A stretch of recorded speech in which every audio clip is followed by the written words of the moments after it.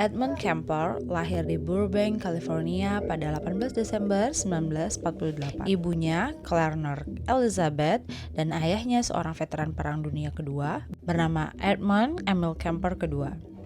Clarner adalah seorang pecandu alkohol dan menderita borderline personality disorder yang mengakibatkan kemarahan dan pelecehannya terhadap putranya. Ayah Kemper yang pernah mengerjakan uji coba bom nuklir di Pasifik pernah berkata bahwa misi bunuh diri di masa perang dan uji coba bom atom tidak ada apa-apanya dibanding dengan tinggal bersama Clarner. Clarner secara teratur memarahi ayah Kemper karena pekerjaan kasarnya sebagai tukang listrik pasca pensiun dari tentara, dan dia menolak untuk memanjakan putranya karena takut itu akan membuatnya menjadi gay.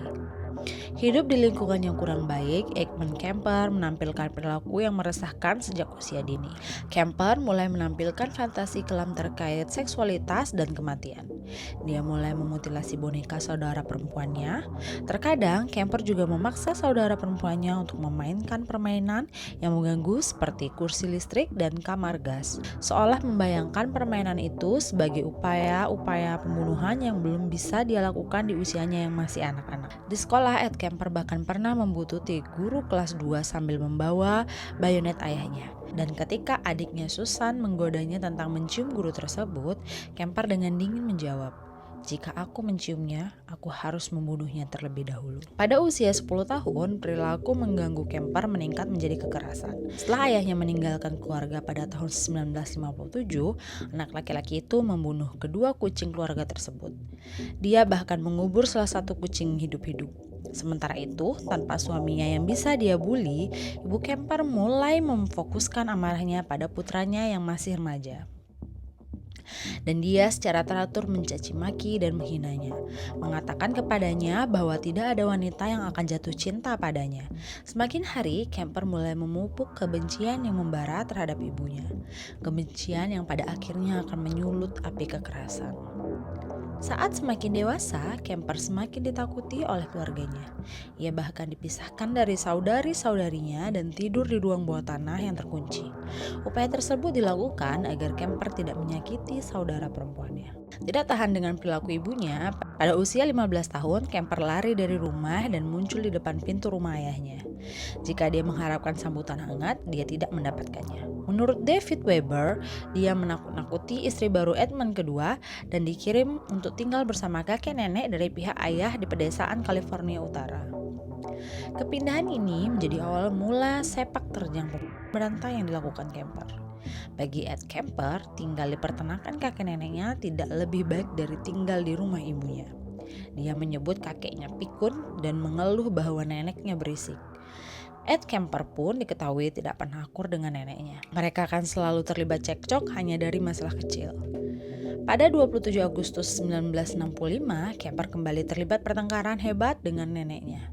Tapi kali ini bocah 15 tahun yang marah itu menembak maut Kemper di kepala dengan senapan kaliber 22 milik kakeknya.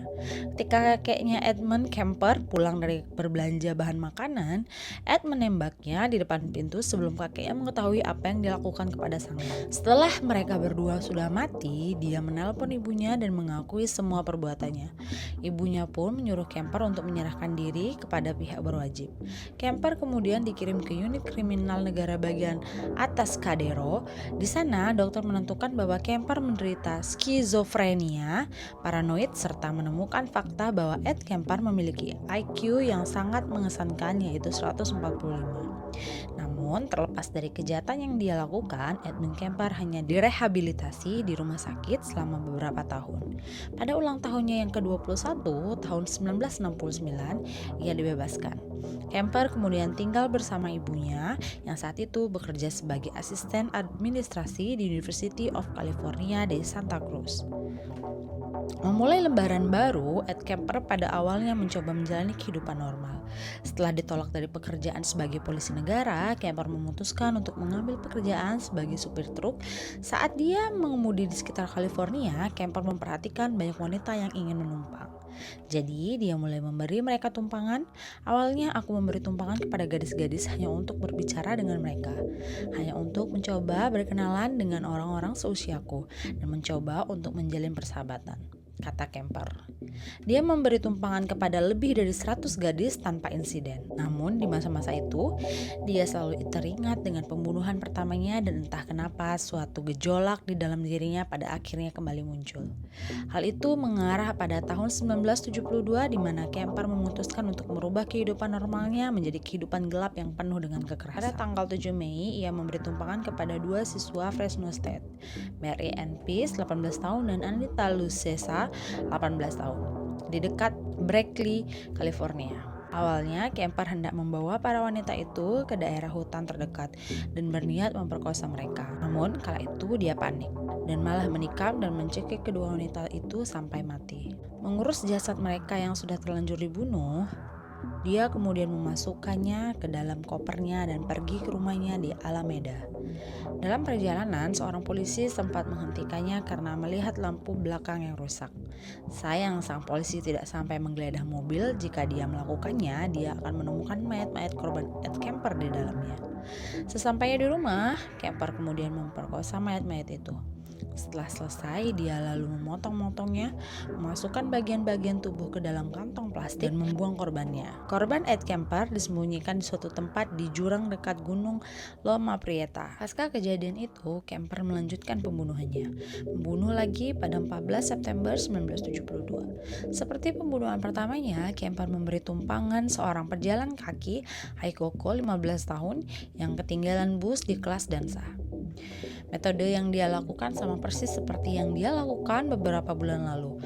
Meskipun kali ini dia lebih tenang dan tidak membunuh korban secara tidak sengaja, Ed Kemper mencekiknya hingga pingsan, memperkosanya, lalu membunuhnya. Dia lalu memasukkan tubuh Ko ke dalam kopernya. Kemper mengakui bahwa dia menyukai risiko tertangkap.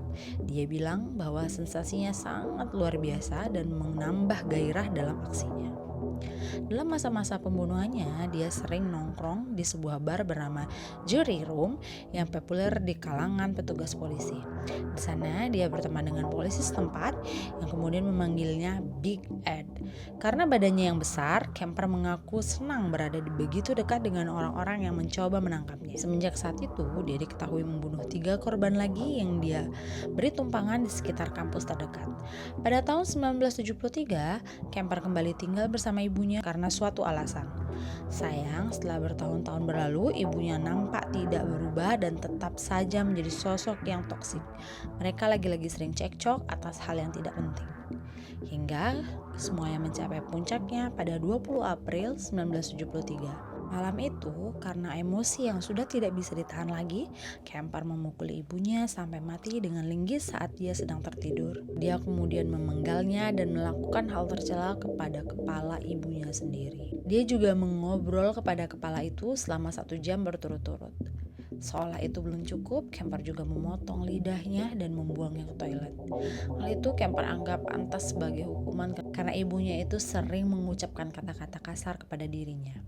Yang lebih mengejutkan lagi, ia kemudian mengetahui sahabat ibunya, Sally Hallett, berkunjung ke rumah beberapa jam setelah pembunuhan. Kemper awalnya mengatakan bahwa ibunya sedang pergi berlibur dengan temannya yang lain. Namun, karena Hallett tidak percaya, Kemper pada akhirnya harus membunuh Hallett dan mencuri mobilnya. Kemper kemudian pergi ke Colorado, yakin bahwa dia akan segera melihat 2 pembunuhan itu ada di berita, tapi setelah tidak mendengar apa-apa untuk sementara waktu, Kemper akhirnya menelepon polisi dari bilik telepon dan dia mengakui semuanya. Awalnya polisi tidak percaya bahwa Big Ed bisa menjadi pembunuh. Tapi Kemper segera mulai menjelaskan hal-hal yang hanya bisa diketahui oleh sang pelaku. Ketika ditanya mengapa dia berhenti membunuh dan menyerahkan diri, Kemper berkata, pembunuhan itu tidak lagi memiliki tujuan fisik atau emosional yang nyata. Itu hanya buang-buang waktu. Secara emosional, aku sudah tidak tahan lagi. Dia lalu melanjutkan, pasca pembunuhan terakhirku, aku mulai merasakan kebodohan dari semuanya. Dan pada titik hampir kelelahan, hampir runtuh, aku lebih baik diadili dan terbebas dari segala beban. Pada akhirnya Kemper ditangkap dan kemudian dihukum karena 8 pembunuhan. Di penjara, Kemper mencoba bunuh diri 2 kali dan bahkan sempat meminta hukuman mati, tetapi akhirnya diberikan 7 hukuman seumur hidup secara bersamaan. Edmund Kemper dipenjara di California Medical Facility bersama penjahat terkenal lainnya seperti Charles Manson dan Herbert Mullin. Selama tahun-tahun awal di balik jeruji besi, Kemper rela berpartisipasi dalam sejumlah wawancara dengan wartawan dan aparat penegak hukum. Tak lama kemudian, dia bahkan bertemu dengan FBI untuk membahas kejahatan kejinya dan mengapa melakukannya. Dalam beberapa tahun terakhir, Ed Killer telah mengumpulkan reputasi sebagai tahanan yang teladan. Sekarang, Ed Kemper bertanggung jawab untuk menjadwalkan janji temu narapidana lain dengan psikiater dan telah menghabiskan lebih dari 5.000 jam sebagai pengisi suara audiobook dari Dune dan Star Wars. Namun, perilaku baiknya itu nampaknya tidak sepenuhnya dipercaya semua orang, terutama keluarga dekat Ed Kemper yang masih percaya bahwa perilaku baiknya di penjara tersebut hanyalah sebuah aksi dari seorang sosiopat. Jadi guys, itu tadi cerita tentang Ed Kemper. Maaf banget kalau suaraku tuh kedengeran rada bindeng karena aku hari ini jujur aja lagi gak enak badan. Terus kayaknya kayak mau pilek gitu kan, sakit kepala, terus hidung rada mampet juga. Nah itu, dan diganggu sama bocil-bocil yang ada di rumah juga. Jadi maaf banget kalau suara-suara mereka masuk ke dalam video ini ya guys. Semoga kalian suka dengan ceritanya. Jangan lupa klik like, comment, dan subscribe. Makasih yang udah nonton walaupun aku jarang banget upload karena aku gak punya banyak waktu jujur aja. Jadi aku sempetin bikin video ini ya guys, buat kalian semua. Terima kasih yang udah nonton sampai habis. Bye bye.